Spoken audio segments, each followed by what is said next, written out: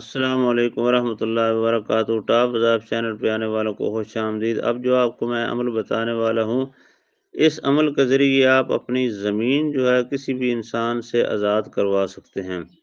اگر کوئی آدمی آپ کی زمین پہ ناجائز قبضہ کرتا ہے تو اس کو چھڑانے کے لیے اگر آپ لڑائی نہیں کر سکتے تو آپ یہ عمل تو کر سکتے ہیں۔ بالکل آسان عمل ہے، آپ نے بالکل آسان طریقے سے اس کو کرنا ہے۔ دیکھیں، وہ منٹوں میں آپ کی جگہ خالی کر دے گا۔ اس جگہ کو ایسے خالی کرے گا کہ آپ کی سوچ بھی نہیں پہنچے گی۔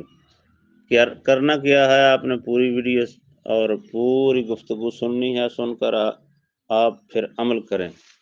آپ نے کرنا کیا ہے، آپ نے صبح سورج چڑھنے سے 1 گھنٹہ پہلے یہ عمل کرنا ہے۔ جو سورج چڑھنے کے بعد جیسے پنچھی اڑتے ہیں ایسے وہ جگہ سے اڑ جائیں گے، خالی کر دیں گے۔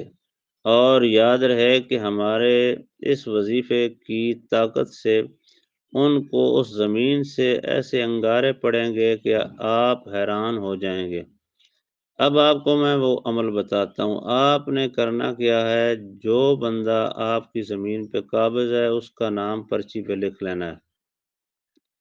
لکھ کر ہر پرچی کے اندر، ہر چھوٹے سے ٹکڑے کے اندر ایک ایک سیاہ مرچ آپ نے رکھ لینی ہے۔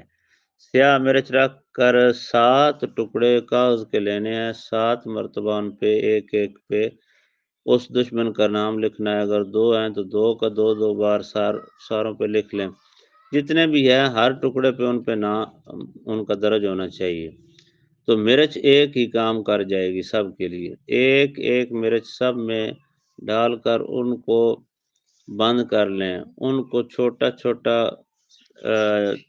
کر لیں اور کر کے سامنے رکھ لیں۔ بند کرنے سے پہلے آپ نے یہ عمل پڑھنا ہے، بسم اللہ الرحمن الرحیم۔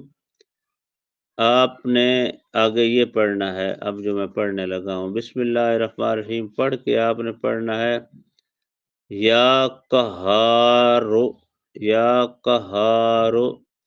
آپ نے صرف اور صرف 7 جگہ پہ 7 مرچیں رکھ کر اس کے اوپر آپ نے 7 مرتبہ ہی یہ لفظ پڑھنا ہے، یا قہارو، یا قہارو، یا قہارو۔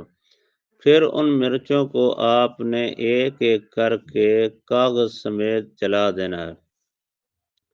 جلا کر آپ نے سورج نکلنے سے پہلے جلا دینا ہے۔ سورج نکلنے کے بعد جوں ہی روشنی پڑے گی تو ان کو ساروں کو جو جو ان پہ قابض ہوگا ساروں کو آگ کے شعلے پڑیں گے، چاروں طرف سے نہیں بلکہ 7 طرف سے ان کو آگ کے انگارے پڑیں گے، ان کے جسم کو، وہ بھاگ جائیں گے، آپ کی زمین آزاد ہو جائے گی۔ لہٰذا آپ سے کوئی کام نہ ہو تو ہمارے ساتھ رابطہ کر سکتے ہیں۔ آنے والی ویڈیو تک کے لیے انتظار کریں۔ اللہ حافظ۔